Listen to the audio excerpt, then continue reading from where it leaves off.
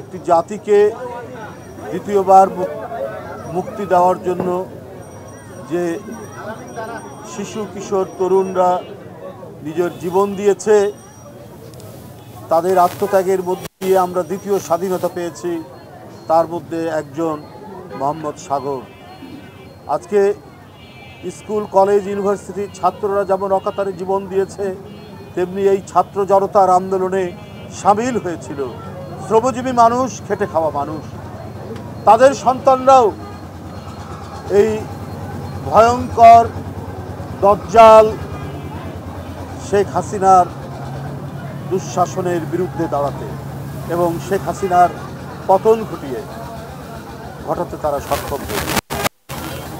জাতির জন্য এক অবিস্মরণীয় অবদান তৈরি করেছেন মোহাম্মদ সাগররা। তাদের স্মৃতি অমলিন, তাদের অবদান এই জাতি চিরদিন স্মরণ রাখবে। আমরা যদি তাদেরকে স্মরণ না রাখি, তাহলে আমাদের স্বাধীনতা, আমাদের সার্বভৌমত্ব, আমাদের গণতন্ত্র, আমরা স্বাধীনভাবে বসবাস করার যে গ্যারান্টি, সেই গ্যারান্টিটা দুর্বল হয়ে যাবে।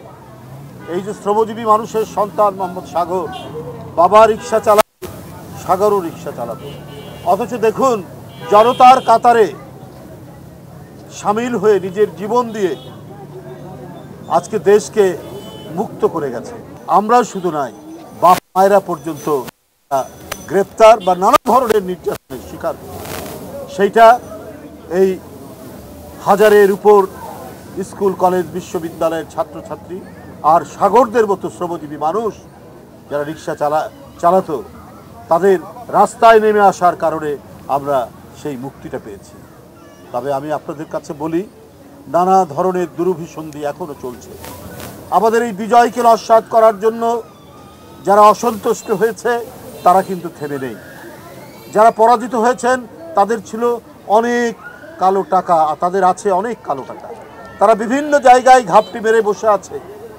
আজকে আমরা আশুলিয়ায় দেখছি গার্মেন্টস শ্রমিকদের অবস্থান। তাদের ন্যায্য দাবি যেটা, সে ন্যায্য দাবির পূরণের ব্যাপারে আমাদের কোনো দ্বিমত নেই, কিন্তু কেবল একটি রাজনৈতিক সংগ্রামের মধ্যে দিয়ে বিজয় হচ্ছে। তাদেরকে কে এখন উস্কানি দিচ্ছে? এই অদৃশ্য শক্তি কারা? এদের কালো হাত ভাঙার জন্য আজকে আবারও এই শ্রমজীবী মানুষ, সাগরের বাবা এবং তাদের মতো শ্রমিক ছাত্র জনতাদেরকে আজকে প্রস্তুত থাকতে হবে। গোটা দেশকে অস্থিতিশীল করার জন্য গভীর ষড়যন্ত্রে মেতে উঠেছে। এখন তো আমরা আলাপ আলোচনার মধ্যে দিয়ে অনেক সমস্যার আমরা নিরসন করব, কিন্তু এখন আবার রাস্তায় ব্যারিকেড এবং দেশটাকে নানা দুর্যোগের মধ্যে ঠেলে দেওয়ার পায়তারা করছে যারা, তাদেরকে আপনারা সবাই চেনেন, আমরা সবাই চিনি। তাদের কাছে আছে অনেক কালো টাকা। এই কালো টাকা ছড়িয়ে তারা এক ধরনের অস্থিতিশীলতা তৈরি করছে এবং আরও করতে পারে। এই জন্য সবাইকে আজকে সতর্ক থাকতে হবে। কারণ এদের এত টাকা, আপনারা জানেন, বিগত 16 বছরে প্রায় 100টার উপরে বিদ্যুৎ কেন্দ্র চুক্তি হয়েছে, যেটা ভারতের সাথে আদানি পর্যন্ত। এখানে যে খসড়া চুক্তি, খসড়া যে শর্ত, চুক্তি নয় শর্ত, এটাও তৎকালীন যে দামি সরকার, সেই সরকার দেখেনি, এসছে সই করে দিয়েছে। কারণ টেবিলের নিচ দিয়ে তো হাজার হাজার কোটি টাকার লেনদেন হয়েছে। একটা দেশের সাথে আরেকটা দেশের কোনো একটি প্রজেক্টে চুক্তি হবে, তো চুক্তির খসড়া শর্তগুলো কি আপনি প্রধানমন্ত্রী, আপনার সরকার যে বিদ্যুৎ মন্ত্রী দেখবে না? দেখে না। কারণ এখানে তো পার্সেন্টেজের ব্যাপার আছে এবং একটি দেশকে খুশি করার বিষয় আছে। আজকের সংবাদপত্রে আছে যে কোনো খসড়া শর্ত না দেখেই চুক্তি করেছে। তো ওই টাকা, ওই কালো টাকাগুলো তো ওদের কাছে আছে, ওরা তো এখনও ঘাপটি বেড়ে আছে এবং তারা নানা জায়গায় এই টাকা খরচ করে পরাজিত শক্তি, গণতন্ত্র বিরোধী শক্তি এবং স্বাধীনতা বিরোধী শক্তিকে তারা মদদ দেওয়ার চেষ্টা করছে বা নানা ধরনের উস্কানি দেওয়ার চেষ্টা করছে। আমি গণমাধ্যমের সমস্ত সাংবাদিক ভাইরা এবং এখানে জনগণ যারা আছেন সবাইকে এই ষড়যন্ত্র সম্পর্কে সতর্ক থাকার কথা বলছেন। একটি বিষয় এর মধ্যে আমাদেরকে উদ্বেগ এবং আশঙ্কা তৈরি করেছে। ভারতের প্রতিরক্ষা মন্ত্রী রাজনাথ সিং তিনি ভারতের সেনাবাহিনীর কমান্ডারদের সাথে তিনি বৈঠক করেছেন। বৈঠকে তিনি সেনাবাহিনীকে প্রস্তুত থাকতে বলেছেন শান্তির জন্য। এখানে কি কথা বলেছেন? যে যুদ্ধের মাধ্যমে শান্তি প্রতিষ্ঠার জন্য কথা বলেছেন। তার দেশের ব্যাপার, তাদের দেশের নিরাপত্তা, রাষ্ট্রীয় নিরাপত্তার জন্য কথা বলতে পারবে। কিন্তু আমাদের যে বিষয়টি এখানে আমাদেরকে আশঙ্কা তৈরি করেছে, সেখানে কথা বলতে গিয়ে তিনি বলেছেন আজকে বিশ্বব্যাপী রাশিয়া, ইউক্রেন, হামাস এবং বাংলাদেশের পরিস্থিতি পর্যবেক্ষণ করার জন্য বলেছেন। বাংলাদেশের বিষয় আসলো কেন? বাংলাদেশে আপনার শতাব্দীর ভিতরে পৃথিবী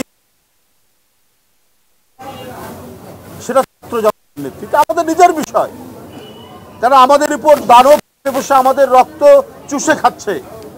জনগণের পকেট কেটে নিজেরা হাজার হাজার কোটি টাকা তারা বিদেশে পাচার করেছে এবং তাদের বিরুদ্ধে কথা বলতে গেলে শিশু, বাচ্চা, কিশোর, শ্রমিক এদেরকে গুলি করেছে।